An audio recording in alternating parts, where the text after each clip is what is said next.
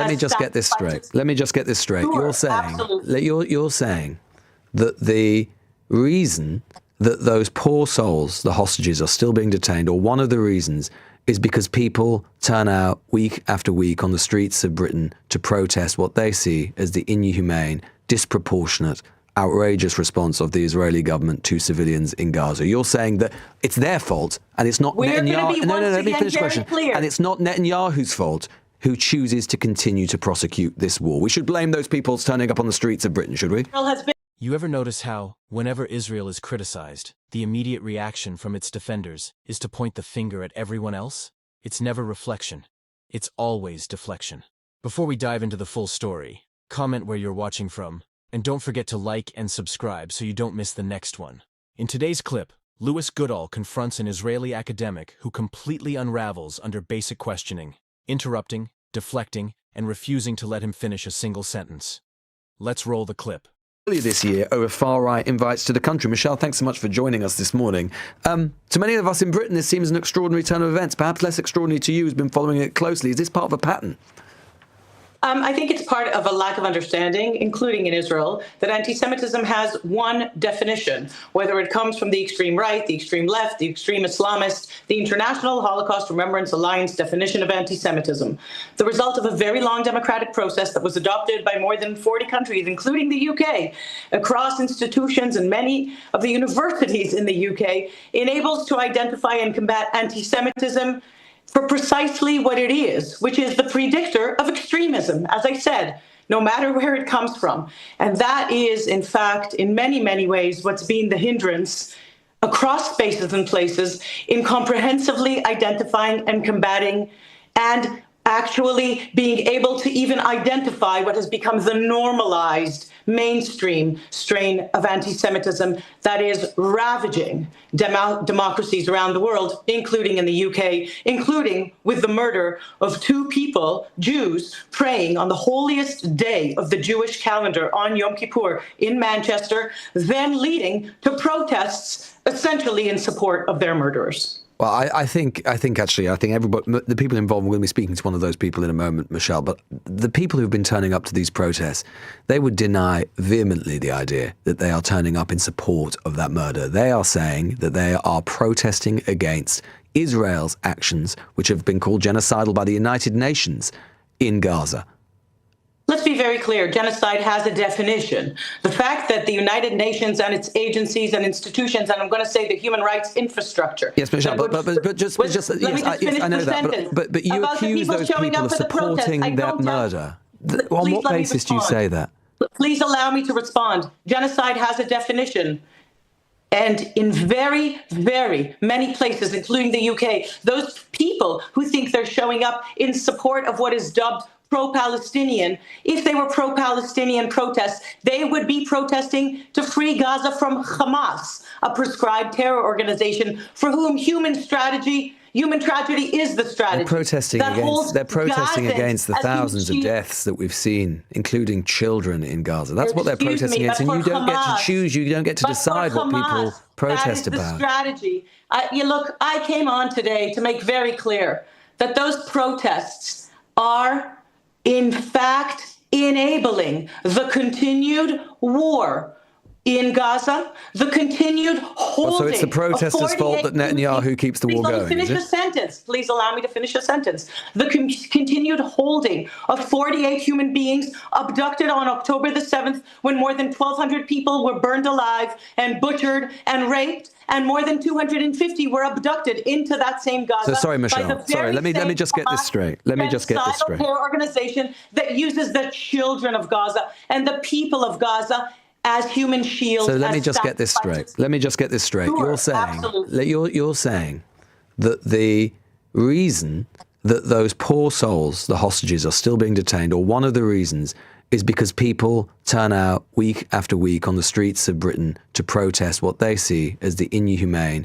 disproportionate, outrageous response of the Israeli government to civilians in Gaza. You're saying that it's their fault, and it's not Netanyahu. No, let me finish the question. And it's not Netanyahu's fault who chooses to continue to prosecute this war? We should blame those people turning up on the streets of Britain, should we? Israel has been embroiled in what is a 2-year-long war that began on October the 7th, launching thousands of rockets, Yes, no one not just by denies that. Hamas, but by Hezbollah, by the Houthis, by Iran itself, the criminal Islamic regime in Iran. So if people in London truly care about human rights, they would be not just protesting to free Gaza from Hamas, but to free Lebanon from Hezbollah, to free Yemen from the Houthis. They get to choose what they care, Iran what they from the protest genocidal about. Islamic Republic. Instead, what they are doing is actually So in order to exerting protest pressure about on the state something- of Israel, a fellow democracy. So, Michelle, that your view is- defending itself from the same genocidal terror and tyranny that endangers the UK. So your view is that to protest about anything, you have to protest about everything.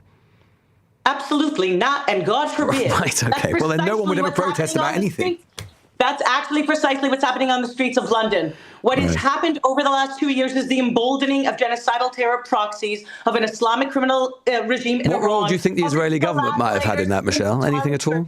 You're not letting me finish one sentence, and I doubt that anybody can understand anything we're saying in this way. Please allow me to finish a sentence so at least your listeners can doubt a little bit of what it is that's happening on the streets. And I don't doubt the good intent of the majority of the people that are showing up on the streets, actually believing that what they're fighting for is human rights. But what they are emboldening is the same genocidal terror and tyranny that Churchill warned Chamberlain that when given the choice between dishonor and war, when you choose dishonor, you will have war. We are embroiled and on the front lines of, that is the state of Israel, a war of barbarism on our civilization. So will you October welcome? 7th, So do you think Israel should welcome Tommy Robinson? It has nothing to do with Tommy Robinson, and this interview for me has nothing at all to do with what it is that you began with. Tommy Robinson and many others have to utilize the IRA working definition of anti-Semitism to identify the anti-Semitism in their own backyard, if you will, if they're actually committed to combating anti-Semitism. That is the test, because as I said, it's interesting how the far or extreme right, the far or extreme left, the far or extreme Islamists intersect at that ever-mutating, lethal, viral hate that is anti-Semitism, that the IRA definition actually enables to identify all strains. One final thing, Michelle. Whether they are the traditional strains or the new strain, modern strain, just the anti-Zionist strain that has systematically and for decades demonized, delegitimized, and applied double standards to the state of Israel, the Jew among nations. One final That is thing, the most Michelle. One secret. final thing, Michelle. You say you don't doubt the intentions. I will just note that you began this interview by alleging that people who are turning up to those protests are celebrating and doing so supporting the heinous events that happened in Manchester. That is clearly. What is it that you think in No, any I'm just other repeating what you after said. the brutal murder of anybody else would actually justify protests that celebrate those murderers? They didn't What is celebrate it those that you murders, would call Michelle. it? Well, then clearly you're just going back on what you yourself just said when you said you don't doubt the intentions of many of those people, because once again you've alleged without any evidence, as far as I can tell or see, that those people are supporting the murders that we saw in Manchester. So that's What I'm completely trying to make outrageous. clear That's to you completely outrageous. is But that I just what wanted they to are ask one supporting final question. Is in fact the If you same wouldn't mind, anti-Semitism. if you wouldn't mind If you before allow me to shouting. answer, because you asked me a question. No, I and didn't you ask made you a lot of question. I gave the allegations. audience a piece of information. I just want to ask you one final question, which is you have been quick to assign blame for the extremism that we're seeing and indeed for the continuation of the war itself in a way that I don't quite follow to the people who have been turning up on the streets of Britain week after week in protest as to what's happening in Gaza. What role, if any, do you assign to the Netanyahu government for A, continuing that war and for the hostages not being released, and secondly, for the rising extremism that we're seeing, because many people believe, and many international institutions say that a genocide is being committed in Gaza, that the response has been Perhaps you'd be able disproportionate. to So what follow. blame do you think the Israeli government has in this? Perhaps you'd be able to follow if you allowed me to finish one coherent thought. And worse, perhaps your listeners or viewers would be able to follow if you allow me to finish one coherent sentence. But what I've tried to make accessible to you is that I'm trying to sound the alarms for you in the UK. It is the UK itself and other democracies that have to recognize that it's the UN itself that has enabled its own foundational principles. Oh, so it's the UN's fault, World right? War Okay. II. You're not letting me finish a sentence again. To be hijacked, redefined, inverted, weaponized, to demonize, delegitimize, and apply double standards to the Jew among nations. But as always with anti-Semitism, what starts with the Jews never ends with the Jews. An ever-mutating lethal hate, as the former chief rabbi of the UK explained very clearly, is just the most reliable sign of a major threat to humanity, freedom, and the dignity of difference of all. And maybe it would be good to pay attention to what is actually playing out with Israel on the front lines of a raging war of barbarism on our shared civilization, and not be caught up with what you may think that you understand and you know better than Israel, that's been engaged and fighting prescribed terror organizations and their patrons, Qatar, and their Islamic Republic of Iran, that actually does the very same thing to the people of Iran that have been betrayed over and over by democracies. And all that we've seen on the streets is not pro-Palestinian, but anti-West, anti-democracy, anti-human rights, and anti-Semitic protests.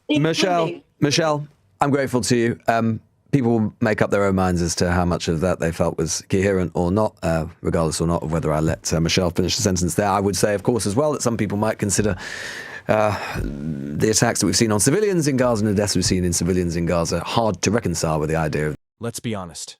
This is a pattern we've seen again and again. Whenever Israel's actions are questioned, the response isn't accountability. It's blame. Always someone else's fault. Protesters, journalists, the UN, anyone but those in power. But democracy means people have the right to speak out, even if it makes others uncomfortable. That's the point of free societies, and calling out injustice, whether in Gaza or anywhere else, isn't hate. It's humanity. What do you think? Do you see the same pattern of blame shifting whenever Israel is criticized? Drop your thoughts in the comments. And if you found this breakdown valuable, hit like, subscribe, and turn on the notification bell so you don't miss what's next.